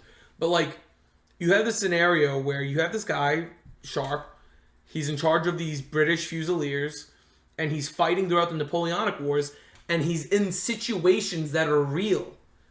And, it's kind of like Titanic in the fact that there might have been something like Rosenjack on the ship. Yeah. It's hard to say because 85% of the men are dead. But, it's that, you're seeing it through passengers' lenses. Sharp, you're seeing the Napoleonic, you're seeing all the Spanish campaign, you're seeing Waterloo, you're seeing it through the soldiers' eyes. Sure, Sharp's not a real guy, but there were Fusiliers there. Yeah. The Prince of Orange, who's actually played by Paul Bettany, ironically, he did get shot at Waterloo. There's all of these pieces, and you could do, it's like the screenplay I wrote for Gettysburg. Like, the character that you're watching the battle through is not real. He's just based on all different kinds of aides de camp that were riding around the battlefield watching it take place. And it's easy as that. But for some reason, they can't do that. Because they have to do these boardrooms. They have to be like, oh, well, we need this, we need this, we need this. No, you just need to follow a story. And sometimes the truth is crazier. That's what they said with Ghost in the Darkness about the Savo Lions? Yeah. They said the actual story is so much more scary than the movie. Yeah. That could be such a blockbuster of a horror movie, what really happened in Savo. But I don't know. I don't get it. Which I think that's a great movie. People hate that movie. I love that movie. I think it could have been better. It could have definitely been better, but they for some reason Michael Douglas shows up as a retired Confederate soldier, which doesn't make any sense. I am the devil. All right. Well, we're about to go into 2 hours, so I think we're gonna start wrapping this up. You have any last thoughts? No, I think for the most part we did good coverage. I mean, we jumped around though. Well, that's the point of a podcast. Yeah. I think you talk about all different subjects. People are probably going to roast us. We're going to get attacked. But I know for a fact that people can be like, "Oh, you don't know what you're talking about." On Thank God we didn't do the video this time. Yeah, because then people make fun of us. Yeah, but no, and to be fair, there's probably mistakes I've made with historical accuracies on certain things. Feel free to mention it. I'm not gonna lie. I'll probably take a look and see. But I mean, at the end of the day, the good thing about these movies is that they also get people interested in history. In history. Yeah. And also it shows the past. It's a nice light into what once was people's ancestors and how we did things back in the day and how discoveries and all these things, came about. Because it's like, oh, like it's easy to say, oh, why do we call this thing a midship or whatnot? And movies like that, movies like Master and Commander, they actually really show you how and why some of these things were called, what they were called, and then also on top of the fact that you get to see how things literally just how accurate and how good things were back then with certain things. Like it's like, oh. My favorite part is when all hands on deck. You just see the drama going. And that's something I really enjoyed in Game of Thrones, where he's like, they want to play music, let's play music, drums, and they start playing the drums. Because I think that's something that's often forgotten in naval warfare is that there were drummers on ships. Well, yeah, you wanted to make sure you had a pace and you had a beat, and also at the same time, I mean, before we start going into that now. Yeah. All right. Well, I agree. I think this is a movie. Obviously, me and you could probably go a few more hours talking about it, but we almost did 2 hours. And you're right. It does open people up to history, especially because I do believe it's probably the best rendition of naval warfare. Yeah. Because definitely the best modern iteration of naval warfare. Yeah. And on top of that, it's got good aspects on all sides because you have pretty good drama in it too. I mean, you have the friendship of Russell Crowe and Paul Bettany. They're two characters. I like how you just gave up trying to figure out Paul Bettany's name. It's easy to go off of actors' names. Yeah, but right. No, you have the friendships between the characters, and at times they struggle. And at the end of the day, it's like this is a Navy ship. We've got these things. This is not a private job for your damn adventures. But no, you're right. It's it's got drama. It's got excitement, and it's war bits for the guys where it's like yeah. Yeah, no, it's really it's got the sad part when he has to cut the mask off and what's his name, Willie is stuck to the mask and they have to kill him to save everyone else. Or his I believe believe it's Holmes. Yeah, Mr. Holmes' suicide. Yeah, it deals with a lot. Yeah, superstition, which especially on the seas, the superstition, which should have gone up over that, but it's fine. God knows we're probably gonna have other, because I have a list of people, but you and me are probably gonna be the majority, especially once we get the video up. It'll be better. Yeah, but no, just the superstition on ships alone is that's a TED talk for another day. Oh yes, naval superstition is crazy. Yeah, and very very deep meaning and sacrifice of Holland's suicide in that. Yeah, it's very sad because it honestly, not to sound like a wimp, it's also bullying. Yeah, he's getting bullied by the entire crew. Yeah, which it's one of those things where they're subordinates of you, but at the same time, you need their respect. Yeah, you need their respect. And yeah, no, but I think for our first podcast, this was pretty good. Again, later we're gonna have video and everything. It's just I have been telling you guys I'm gonna do this for months, and I wanted to make sure we finally did it. I actually came home from the gym, and Nick's like, we don't have to do it tonight. I'm like, no. We have to. I keep saying we're going to do it, and we're going to do it. So thank you all for joining us. Please subscribe to the channel. We really enjoy the conversations. We hope we have more conversations. If you enjoyed, please like, share, and comment. If you're listening on any streamers, Spotify, Apple, whatever, please spread the word. This is the History with Tym podcast. I really enjoyed having it. I enjoyed having Nick as my guest, and we will see you in the next one. Peace.